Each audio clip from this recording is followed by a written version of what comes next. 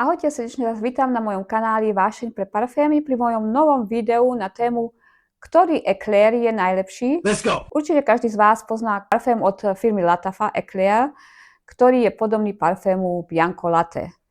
A firma Lattafa sa samozrejme tým, že sa tento parfém dobre predáva, tak si mysleli, skúsime urobiť nový eklér a samozrejme, aby sme zarobili viacej peniazy, že?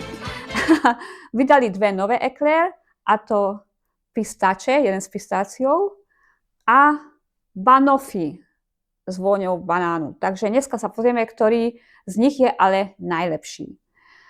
A najprv začneme, si myslím, tým klasickým eklér, takže áno, začneme klasickým eklér. Takže eklér má túto fľaštičku, je v takom, by som povedala, skoro ako karamel vyzerá to, ako karamelové mlieko, že v takomto balení.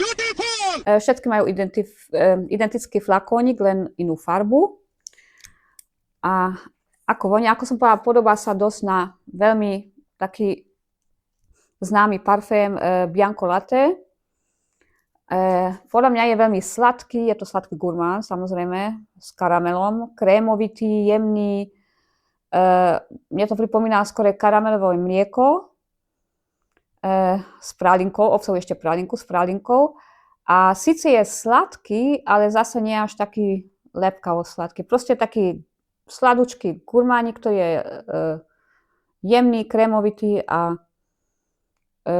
naozaj môžete ho nosiť i do práce, pretože naozaj nie je taký sladký, ako keď som vám raz predstavila od Kajali Vanilla 28. Takže je to nádherný gurmánik. A taký, hovorím, že mne to pripomína aj také karamelové mlieko. I obsahuje mlieko, takže preto asi. A teraz sa pozrieme na súrodencov tohto originálu.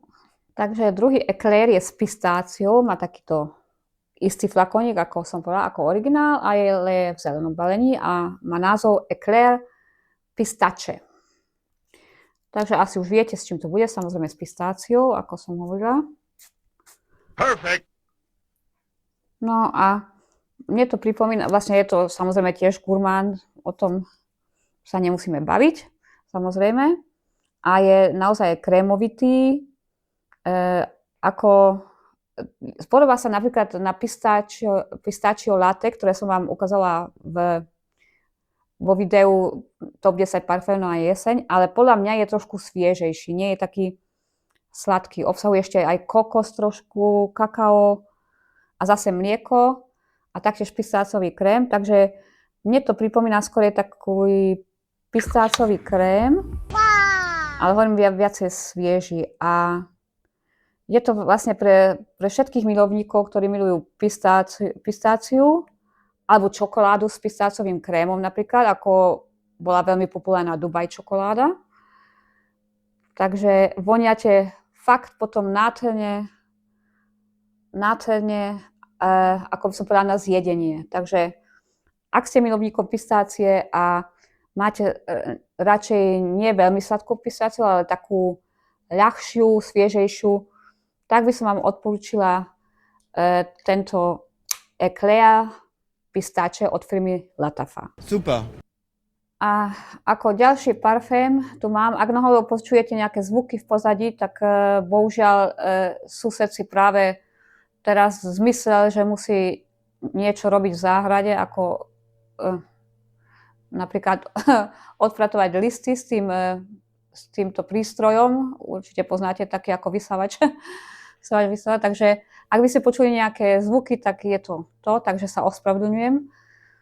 Je to niekedy tak, nemôžeme si vybrať, akých máme susedov a je to tak, takže dúfam, že to až tak nebude počuť. Takže predstavím vám teraz ten tretí eklér a má názov, musím to prečítať, Banoffee. Prepáčte, nezapamätala som si ten názov. Je to takýto flakónik v žltej farbe, taký si vlastne ako tie predošlé, ale má žltú farbu. A je to samozrejme parfém s banánom.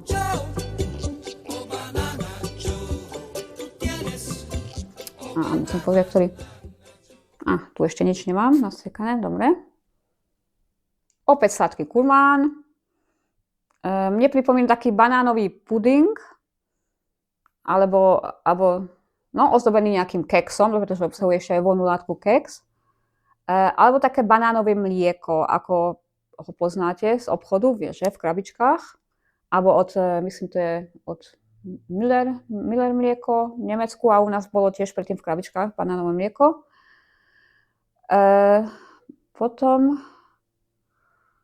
by som povedala, že je to taký mlieko, ale aj taký jemný banánový krém. Naozaj taký rozpučený banán. Keď rozpučíte banán, takéto niečo, tak toto nejako vonia. A je to naozaj pre tých, ktorí milujú banán. Vlastne predstavte si, že vlastne sedíte na gauči, vonku je zima a vy jete teplý banánový puding alebo pijete v lete napríklad banánový shake. Takto nejako to vonia. Takže minionci alebo minionovia by sa určite potešili a skríkli by hlasno banana. Banana!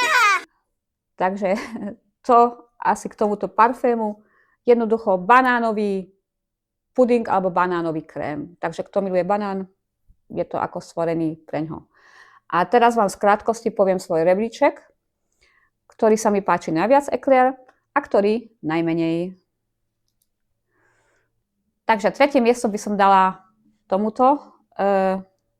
Volá sa Banoffee s banánom. Sice je teraz veľmi populárna voľná látka banán, ale myslím si, že veľmi asi nebude, pretože nie je to taká voľná látka, ktorú každý má rád a nie je to pre každého, tak si myslím, že toho nebude banán obľúbenou voľnou látkou. Skorej obľúbenou voľnou látkou bola čerešňa, ale uvidíme. Tak pre mňa je to tretie miesto. Na druhé miesto by som dala podľa mňa tento parfém s pistáciou, pretože mám rada síce pistáciu, ale celý deň voňať za pistáciou, neviem. Takže je to síce tiež veľmi moderná a tiež veľmi obľúbená voľná látka, ale nepáči sa mi páči sa mi síce vôňa, ale neviem si predstaviť mať túto vôňu celý deň na sebe. Takže asi preto na druhé mieste Eclair a pistače. A prvú priečku obsadil klasický Eclair, ktorý je síce s karamelom, ale nie je až taký sladký a je naozaj taký veľmi krémovitý a jemný, že vás proste neruší a nelezie vám na nervy počas dňa. Takže pre mňa je to tento víťaz a tento by som vedela nosiť celý deň. Takže naozaj je to ako keby latte s karamelom alebo takéto niečo, tiež si môžete predstaviť latte macchiato s karamelovým sirupom, ale síce sladké, ale nie také, že by ste boli nejaký z toho, že by ste počase mali z toho bolesti hlavy. Takže pre mňa víťaz klasický Eclair. Takže ďakujem vám veľmi pekne za pozornosť. Bolo to iba moje osobné hodnotenie. Samozrejme, každý môže nosiť, čo sa mu páči.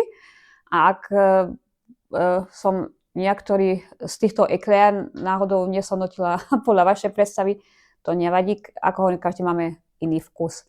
Takže ďakujem vám i tak veľmi za pozornosť. Prajem vám nádherný deň.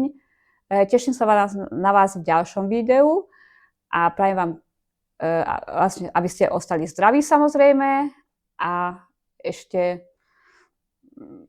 zbytok dňa, na ten zbytok dňa a ďakujem vám naozaj, že ste si pozreli moje video. Takže majte sa, ahojte, čauko. Good job.